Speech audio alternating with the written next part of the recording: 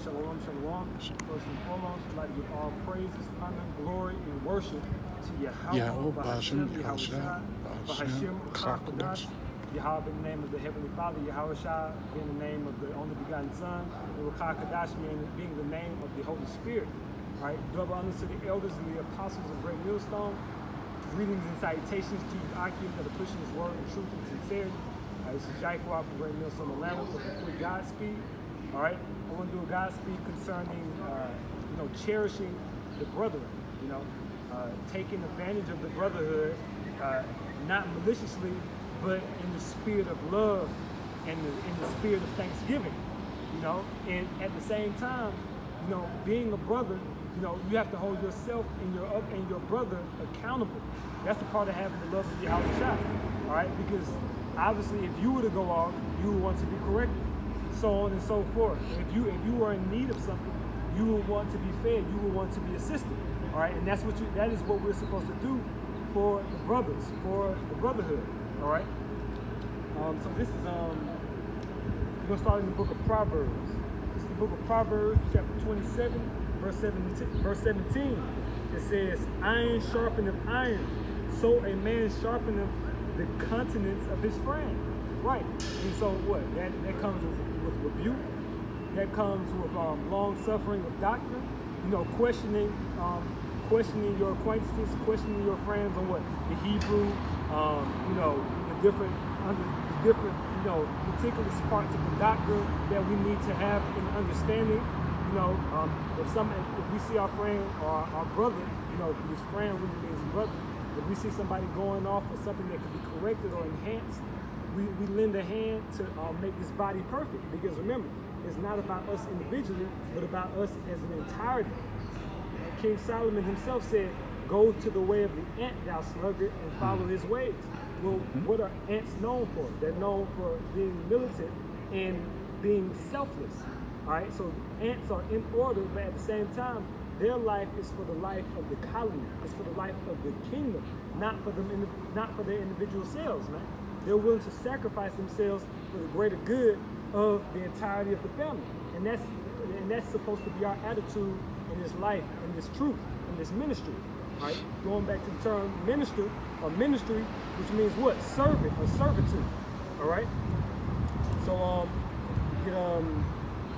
it's Ecclesiastes, the book of Ecclesiastes, chapter 4, verse 9.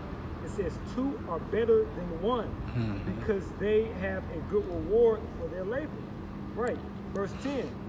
I'll elaborate on that very quickly. It says two are better than one. All right. Why? Because with two, you have what? You have balance. You have the capability of a union.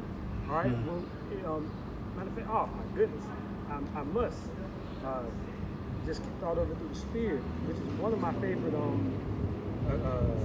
accounts or favorite scriptures in the Bible. The book of St. John, the 12th chapter. This is Yahweh Shai, and it says, this is the book of St. John, chapter 12, verse 24. It says, "Verily, verily, I say unto you, except a corn of wheat fall into the ground and die, it abideth alone.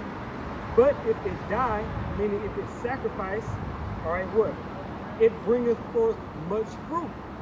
All right, so Yahweh Shai himself, or we ourselves individually, yes, we can be we can be righteous, we can do the Lord's will, so on and so forth.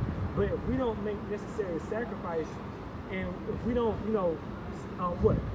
remain humble, because going to the ground, we're also going to what? Being humble, then you're not going to be able to bring forth fruit. All right, and that goes also as well with the brotherhood, man. All right, those necessary sacrifices that Yahweh Shai made was what? It caused us to be able to come together as one nation. All right, the stick of Ephraim and Joseph, and the stick of Judah and his host, and his companions, the children of Israel.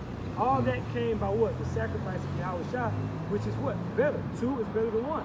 The northern kingdom and the southern kingdom are better than being individuals.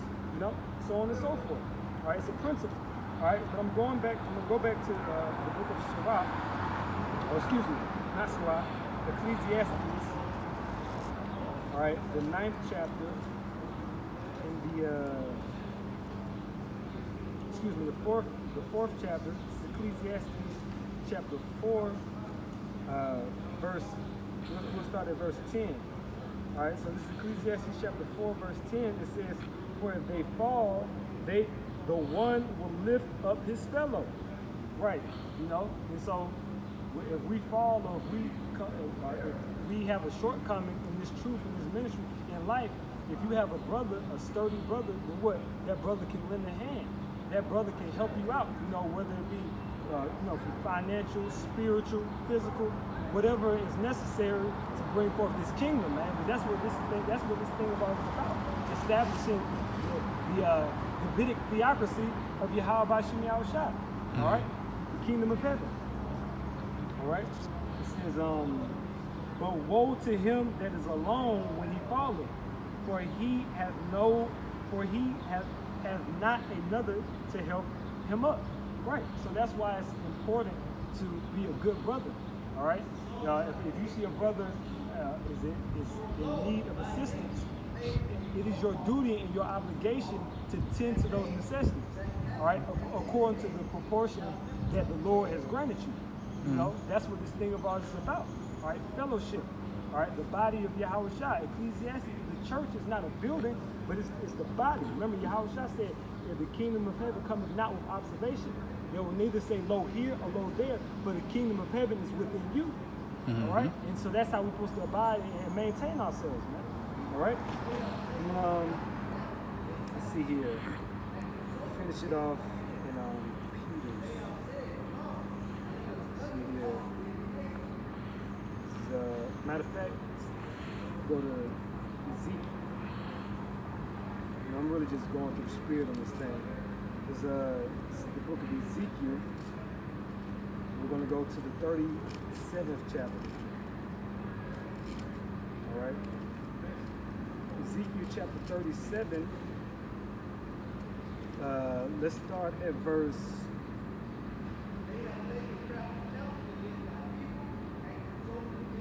This is Ezekiel chapter 37, verse 19, or verse 20. Oh no, I start at verse 19. It says, this is Ezekiel chapter 37, verse 19. "Say unto them, Thus saith the Lord Yahweh, Behold, I will take the stick of Joseph, which is in the hand of Ephraim, and the tribes of Israel, his fellows," which is speaking of the northern kingdom Israelites, which are you so-called Hispanics, Native Indians, and all who are scattered abroad. Okay, I personally believe the Punjabis are the tribe of Ephraim. Just as I say, all who are scattered abroad. So it says,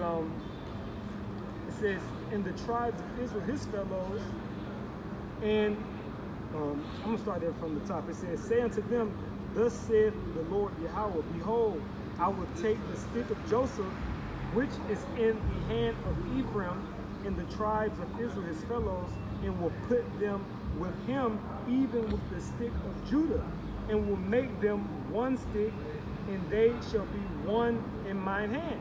All right, and that's what? That was two becoming one, which is unison, man. That is the perfection of this thing, man. That's what this thing is about, gathering the tribes and the nation of Israel together, the elect, all right, to establish the kingdom of heaven. All right, so two is better than one. All right, cherish the brotherhood and do your job as a brother to tend to the needs of your brother. All right, in order to what?